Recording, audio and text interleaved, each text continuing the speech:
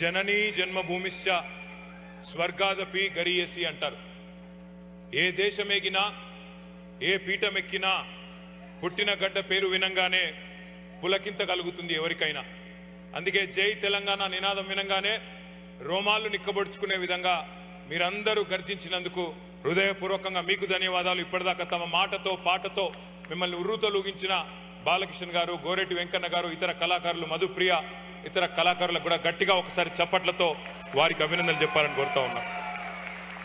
మాతృభూమి మీద మమకారంతో ఈ కార్యక్రమానికి తరలి వచ్చిన ప్రతి ఒక్కరికి వందనం.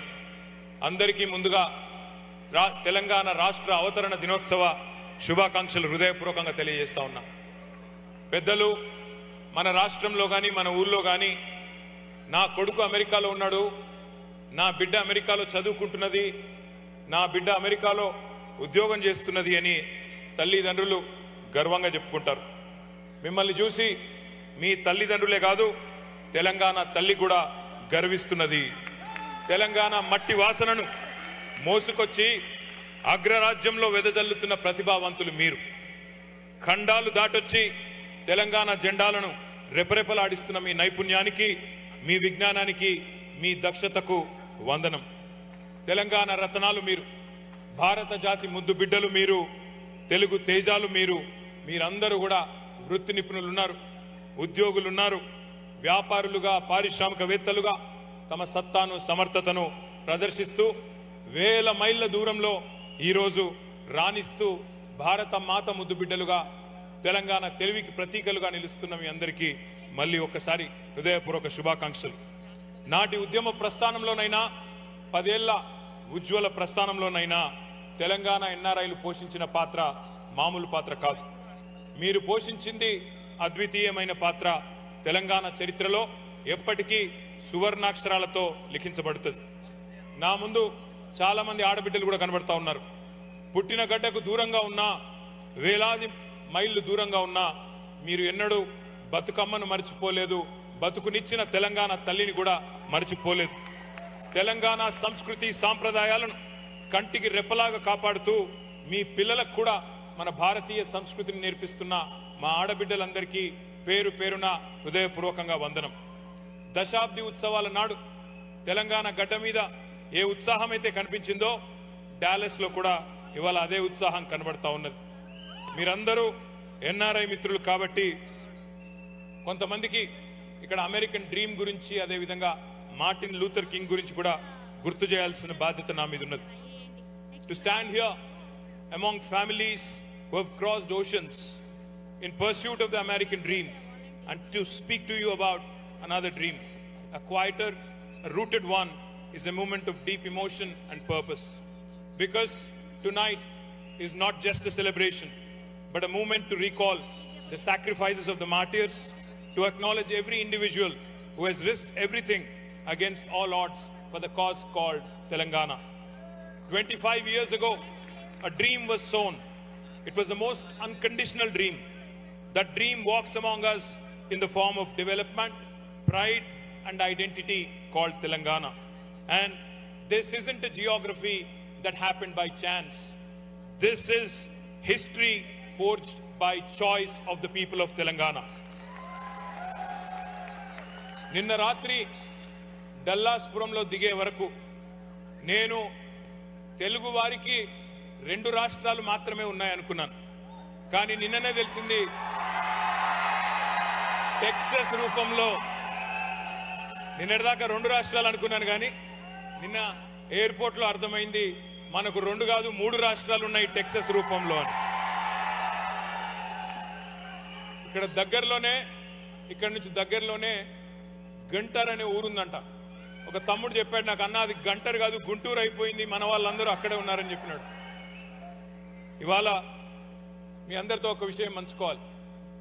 బీఆర్ఎస్ రజతోత్సవ సంబరాలు అట్లాగే తెలంగాణ అవతరణ పండుగ చేసుకోవాలి అమెరికాలో అనుకున్నప్పుడు మరి అందరూ ఏకగ్రీవంగా మా ఎన్ఆర్ఐ మిత్రులు సూచించిన నగరం డాలస్.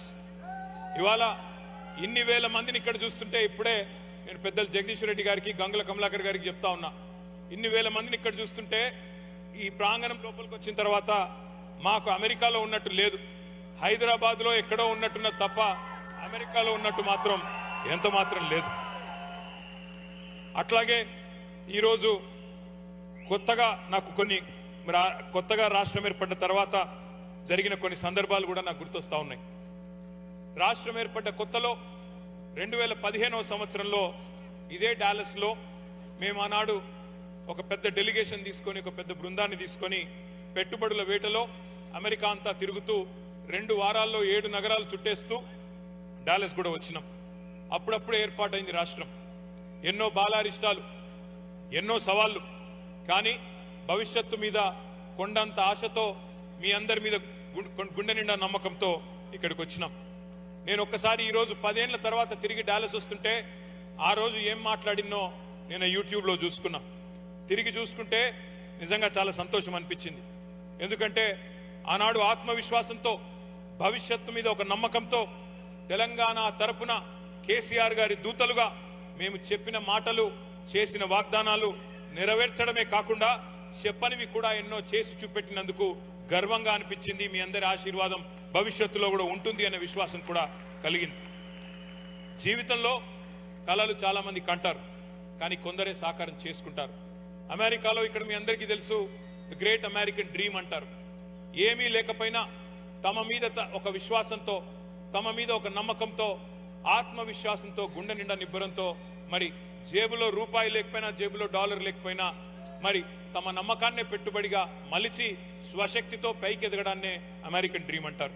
మరి ఇక్కడ ఉన్న ప్రతి ఒక్కరు కూడా మీరు మధ్యతరగతి కుటుంబాల నుండి లేదా దిగువ మధ్యతరగతి కుటుంబాల నుండి, భారతదేశం నుండి ఇక్కడికి వచ్చి ఇవాళ బ్రహ్మాండంగా you're all living your American dream, you're all achievers.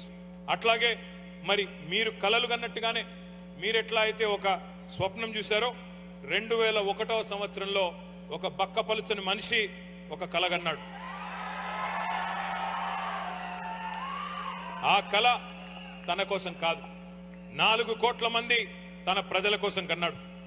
దేశ స్వాతంత్రం కోసం పోరాడిన మహాత్ముడి స్ఫూర్తిగా, అదేవిధంగా బోధించు, సమీకరించు, పోరాడు అని చెప్పిన డాక్టర్ బాబాసాహెబ్ అంబేద్కర్ స్ఫూర్తిగా, ఐ హ్యావ్ ఎ డ్రీమ్ అని గర్జించిన మార్టిన్ లూథర్ కింగ్ స్ఫూర్తిగా ఆనాడు చిమ్మ చీకట్లలో ఒకే ఒక్కడుగా బయలుదేరి ఉద్యమ బాట నుండి నేను తప్పుకుంటే నన్ను రాళ్లతో కొట్టి చంపండి అను పిలుపునిచ్చిన ఒక నాయకుడు కేసీఆర్. శూన్యం నుండి సునామీ సృష్టించి 14 ఏళ్లలో తెలంగాణ మిషన్ ఇంపాసిబుల్ అనే పరిస్థితి నుండి ఎట్లా కాదు పాసిబుల్ అనే పరిస్థితి చేసి చివరికి ఢిల్లీ మెడలు వంచి తెలంగాణ తెచ్చిన నాయకుడు కేసీఆర్. ఆనాడు కేసీఆర్ గారి పిలుపు మేరకు సకల జనులు ఏకమై అపూర్వ పోరాట సన్నివేశాలను ఆవిష్కరించి స్వరాష్ట్రాన్ని సాధించుకున్నాం. ఆ ఉద్యమంలో ప్రవాస తెలంగాణ బిడ్డలు, వివిధ సంఘాలు కదం దొక్కారు. వివిధ నగరాల్లో, వివిధ దేశాల్లో, విదేశీ గడ్డ మీద కూడా జై తెలంగాణ నినాదాన్ని వినిపించారు, మారుమోగించారు పోరాటాన్ని. మీ పోరాట స్ఫూర్తిని మళ్ళీ ఒక్కసారి గుర్తు చేసుకుంటూ మీకు వందనాలు. కుట్రలను ఛేదించి, కుతంత్రాలను ఎదిరించి, అవమానాలను అధిగమించి, అవరోధాలను కూకటి వేళ్లతో పెకిలించి ఉద్యమ రథసారథి కేసీఆర్ గారి నాయకత్వంలో ఏదైతే ఈ సుదీర్ఘ ప్రయాణం జరిగిందో 25 ఏళ్ల పాటు దేశ రాజకీయ చరిత్రలోనే ఇది ఒక అరుదైన అధ్యాయం. The Telangana dream began when we had no map, no voice, only passion for tomorrow and a purpose-driven vision. When the world was silent, our streets spoke. When the future looked far, we marched into our destiny. From self-rule to self-respect to self-reliance, we are writing the next chapter. Every irrigation project, every IT hub, every new school, these are not statistics. These are signatures of a dream coming true, dream coming alive, and you're all part of it. We made it all together. To the Telanganites in America, you're not distant, you're essential to the growth of Telangana. నేను 2015లో మంత్రిగా తొలిసారిగా తెలంగాణ అనే నూతన రాష్ట్రాన్ని ప్రపంచానికి పరిచయం చేయడానికి అమెరికాకు వచ్చినప్పుడు అనేక మధురమైన జ్ఞాపకాలు ఉన్నాయి. ఇదే డాలస్కి వచ్చాం. వచ్చిన రోజు నాకు బాగా గుర్తుంది. ఇక్కడ డాలస్లో చాలా మంది మిత్రులు ఒక సమావేశాన్ని కూడా ఆర్గనైజ్ చేశారు. కానీ ఇట్లా వేల మందితో కాదు, కానీ ఒక 500-600 మందితో ఒక హోటల్లో సమావేశం అయినాం.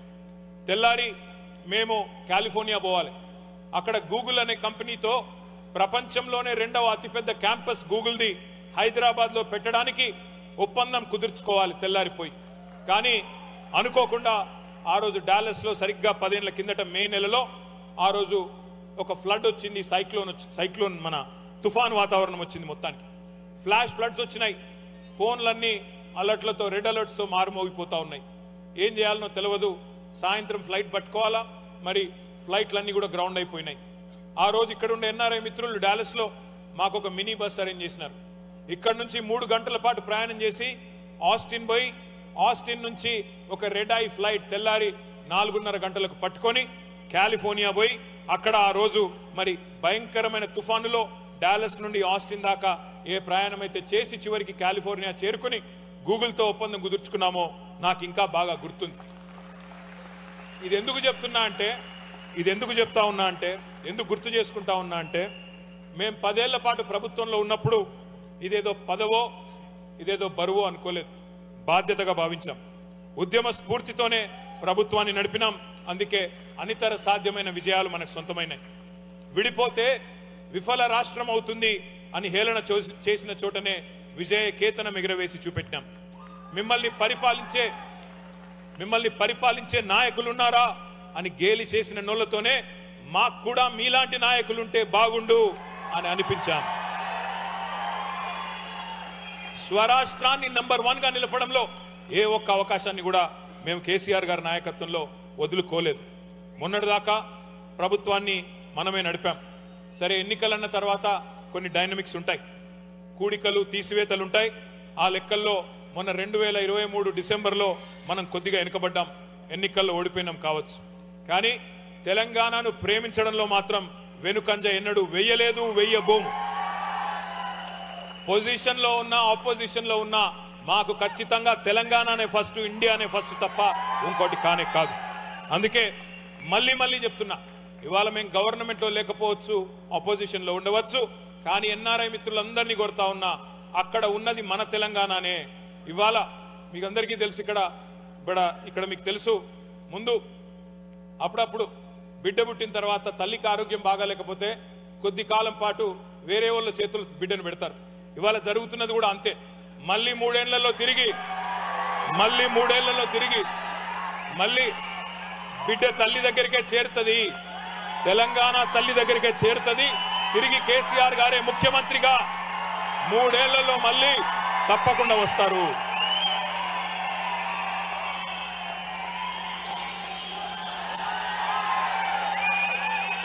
మీకు ఇంకొక ఆసక్తికరమైన విషయం కూడా చెప్పాలి. ఆనాడు 2015లో మేము డాలస్ నుంచి పోయి, అవుతారు కేసీఆర్ గారు సీఎం అవుతారు, తొందరపడతారు.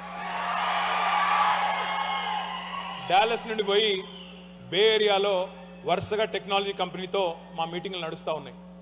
అరూబా నెట్వర్క్స్ అనే ఒక కంపెనీ ఉంటుంది, దాన్ని కీర్తి మేల్కోటే గారని ఆయన స్థాపించారు. తర్వాత హ్యూలెట్ ప్యాకెట్లో దాన్ని విలీనం చేసినారు, వాళ్ళు టేక్ ఓవర్ చేశారు.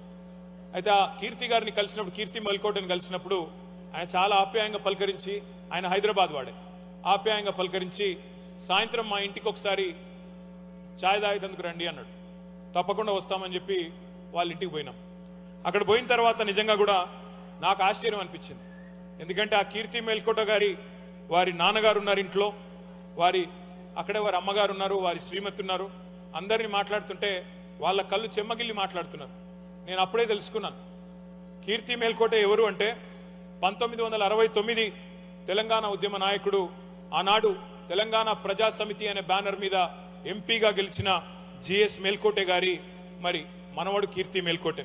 వారు ఆ రోజు వారి కుటుంబ సభ్యులు నాతో చెప్పిన మాట, 2 తరాలుగా తెలంగాణ కోసం పోరాడుతున్న కుటుంబం మాది. ఇవాళ తెలంగాణ రాష్ట్రం ఏర్పడమే కాకుండా ఆ తెలంగాణ రాష్ట్రం నుండి ఒక మంత్రి వచ్చినాడు, మా ఇంటికి వచ్చినాడు అంటే మాకు చాలా గర్వంగా ఉందని చెప్పి వాళ్ళు కళ్ళల్లో నీళ్లు తెచ్చుకుంటే, వాళ్ళ నమ్మకము, వాళ్ళ ప్రేమ చూసి మేమందరం కూడా ఎమోషనల్ అయినాం. అట్లే అమెరికా తిరుగుతున్నప్పుడు న్యూయార్క్లోనో లేకపోతే డీసీలోనో నాకు గుర్తులేదు, ఒక కాన్సులేట్లో మీటింగ్ పెట్టినారు, బిజినెస్ మీటింగ్ పెట్టిన తర్వాత కాన్సుల్ జనరల్ మమ్మల్ని చూస్తూ ఉన్నాడు. పొద్దు నుంచి సాయంత్రం దాకా మీటింగులు చేసినాం. పొద్దున 7 నుంచి మొదలు పెడితే సాయంత్రం 7 దాకా చూసిన తర్వాత ఆ కాన్సుల్ జనరల్ అడిగినాడు, మేము చాలా రాష్ట్రాల బృందాలకు ఆతిథ్యం ఇస్తుంటాము, మరి ఎవరిలో కూడా ఇంత ప్యాషన్ మేము చూడలేదు, ఎవరిలో కూడా ఇంత ఆరాటం మేము చూడలేదు, మరి మీ నాయకుడు కేసీఆర్ గారు మీకు ఏం చెప్పి పంపిండు అని చెప్పిండు. అంటే వారికి ఒకటే చెప్పినాం మేము, సరే ఈ రాష్ట్రం ఏదైతే ఉందో ఊరికేనే రాలేదు, మా వాళ్ళు ఎన్నో త్యాగాలు చేస్తే, ఎంతో మంది తమ ప్రాణ త్యాగాలు చేస్తే వచ్చిన రాష్ట్రం ఇది, ఎంతో మంది పోరాడితే దశాబ్దాల పాటు కొట్లాడితే వచ్చిన రాష్ట్రం. మేమేదో ఆషామాషిగా అల్లాటప్పగా ఎవరి దగ్గర నుంచో అధికారం తీసుకొని వచ్చిన వాళ్ళం కాదు.